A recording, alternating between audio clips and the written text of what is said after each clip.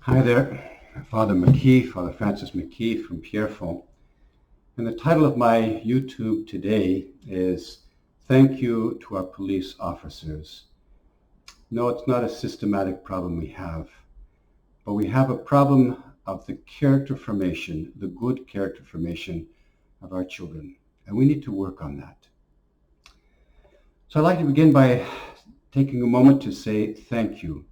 Thank you to our police officers, RCMP, who these days are being bruised by comments of all sorts. The other day I was riding my bike down Côte-de-Neige area of Montreal, and I saw four police cadets going by, and they all waved at me very kindly, and they didn't know who I was, of course, and just waved kindly and said, "Bonjour, monsieur, passe une bonne journée." And I thought and said a prayer for those young people.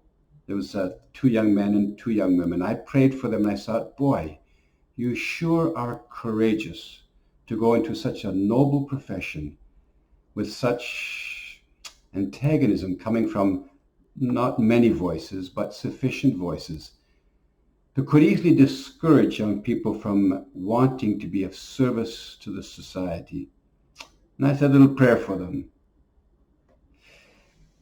You know, anytime I have a problem, anytime you have a problem, whether it's a burglar in your house, whether you happen to have a fire in your home, whether somebody is attacking you with a knife, whatever it is, the instant response, the systemic response of our culture, and this is systemic, is call the police, ask for help, and surely you'll be okay when they come. It can be minor stuff, can be major stuff. When they put their lives in the line of duty, as recently an RCMP officer, a woman with small children, put herself in harm's way to protect us, me, you, and she lost her life in that. Some of you are perhaps not old enough to remember 911, but I am. At my age, I remember a lot of things. 911 was a time when two planes crashed into the New York Twin Towers. And the hundreds of police officers from New York who climbed up those buildings that were burning and about to collapse in order to save the lives of individuals was absolutely remarkable. And people thanked the police, and they thanked them, and everybody was wearing New York Police City Department on their T-shirts, and everybody was waving at them and giving them high fives. And hardly 19 years later, we despicably speak of them as if they were of no value. Remarkable how the memory is short. I remember when I was living in Côte-de-Neige, the massacre of La Polytechnique. I was living there. I was working as a young priest. It was a horrific time. And I remember it well. And the sirens were going and the police were coming in to protect all those students and professors. I was remarkably touched by the courage of these police officers. You know, I think of the police officer in France who just a few years ago substituted his life for a hostage. A young woman was taken by some kind of a fanatic at a knife point, and he said, "Look, take me and let her go," and he did. He let her go. He sat in there, and he was eventually killed and decorated by the French president, rightly so. Remarkable courage, you know. Oh, it's true that in all professions, whether it's police force, whether it's religious leaders, God forbid, for religious leaders as well, sports coaches, leaders of native communities, the Irish community, the Italian community, politicians, teachers, there are rogue individuals, rogue leaders who destroy the good value, the good face of the teaching profession, of the scouting movements, of the native communities. These rogue individuals do a great harm. And of course, police officers who do some huge damage, like we think of the situation in Minnesota recently and otherwise. It can happen in any community, politicians as well, the movie stars, you name it. But we need to distinguish a character problem in individuals from a systemic problem. The definition of systemic means that my whole body is poisoned with some particular thing. Systemic, the system itself is entirely poisoned. Systemic means that there is a deliberate attempt to try to teach children that such and such race is no good, or systematically in police academies or in universities to systematically to teach a particular way of living that's or certain kinds of individuals are inappropriately to be not to be respected. This was certainly the case in Germany in 1940 when the German Reich systematically tried to inculcate in the minds of people that Jewish people were somehow second-class citizens, not good enough. It certainly was true in Sri Lanka when the 1980s, the war when the Sinhalese and the Tamils were disparaging one another systematically by saying that the other were the evil itself. It certainly was true in Burundi and Rwanda when the Tutsis and the Hutus were fighting one another and destroying one another, claiming that the other was completely evil. But that's not the case in our culture right now. Oh, sure, there might be some individuals who are, some police officers who are rogue. There's no question about it. There are priests who are absolute rogues and have defamed the profession that I try to live, and so many hundreds of good priests try to live. But we cannot defame an entire profession because of the action of some of them. We confuse, I think, systematic problems with character formation problems in our culture. Oh yes, we are slipping from good character formation of our children at all levels. We've lost a sense of forming our individuals, whether they're in university studying business or economics or policing or whatever it is, of some basic character values such as humility, honesty, generosity, justice, truth, balance, courage.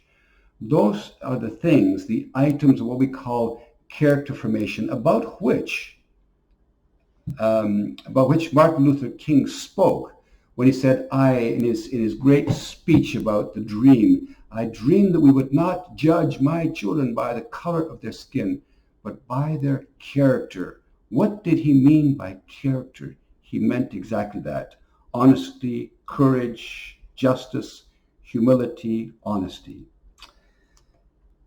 The real systemic problem in our culture, in my view, is that we have lost a sense of the goodness of God. We're no longer a culture that makes reference to the Eternal One and prays, worships, and recognizes that we are all children of God. I remember somebody once said, love your neighbor as yourself. I don't quite remember who said that, but I remember that. That was a pretty good saying, you know. We've lost a sense of God, and as Pope John Paul II said many, many years ago, he said, when human beings lose a sense of reference towards the Almighty, very quickly they turn on each other. I think he was right about that. When we no longer have a place for God, and God in his nature is humble, is justice, is truth, is humility in his very nature. And when we take the time to worship and pray and allow his presence to fill our hearts and fill our lives, we become like the one that we contemplate. You become what you contemplate. If you contemplate yourself, you begin to refer to yourself and you become your own reference point in life. If you refer to the television and look at that to make that your reference point, then you become like the TV characters you see. But if you refer your life to the one who is the very source of goodness and care for one another, then we become more like him. So to our police officers, I'd like to say thank you so much. Or what happened in Minnesota, which we saw recently, was absolutely scandalous and horrific. We were all of us, I felt like throwing up when I saw the violence. But this was not a problem of all police officers. This was clearly for individuals, and there are no doubt there are others, I'm sure, but who have no respect for the dignity of other human beings. I'd like to thank the police officers who are caring for our societies and caring for us, who are available whenever we call them, day or night, whatever our difficulties might be. Recently in my parish, there was a young mother was expecting her baby, and she was expecting to go to the hospital the next day to deliver, but the baby decided to come early, and she started her birth pangs in the middle of the night. And what did she do? She called the police, and they were there within a couple of minutes and helped her in her own bathtub to deliver her baby. And when the baby was delivered, the police force, the few that were there, and as well the fire department, clapped their hands and just rejoiced in this wonderful moment. You know, yes, there are despicable individuals in the police forces, no doubt. There are despicable individuals in priesthood. There are despicable individuals among the politicians. But the problem is not systemic. The problem, or if there's a systemic problem, it's human sinfulness. And our challenge is to form our children in character so that as they grow up with the fundamental character qualities of the Lord, of justice, goodness, care, respect for others, then they will become business leaders who are not bullies, but really care for their workers. They'll become politicians who are trying to do justice and not trying to profit from them for themselves. They'll become police officers who really care for the goodness of others. They'll become political and economic leaders who will make a difference in this world. So to the police officers here, Pierrefonds, wherever you might happen to be, I'd just like to say thank you. And surely millions of us want to thank you for your services. And for those police officers who are rogue and whose intentions are incredulously evil, repent of your darkness and ask God to help you to live well. You know, and I finish on this note. I haven't quite got the courage yet, guys, but I'm asking the Lord the grace that next time I get a ticket for speeding, and I almost did it the last time, but I couldn't. I wasn't humble enough. The next time a policeman gives me a ticket for speeding, to say, thank you so much. I'm glad you're watching me because I need to be kept in check. So I encourage you to do the same, to rethink about this issue and to maybe give thanks today when you see some police officers or other political leaders, leaders in our society who are doing some good work, to take the time to say thank you. And we become a kinder and more gentle society and more respectful in the way that we speak about our various forms of service in society, whether it be nurses, doctors, politicians, police officers, but to recognize the difference between some rogue individuals and the majority who are doing their very best to do a humble job to serve. So thank you to our police officers. Keep up the good work. We appreciate it.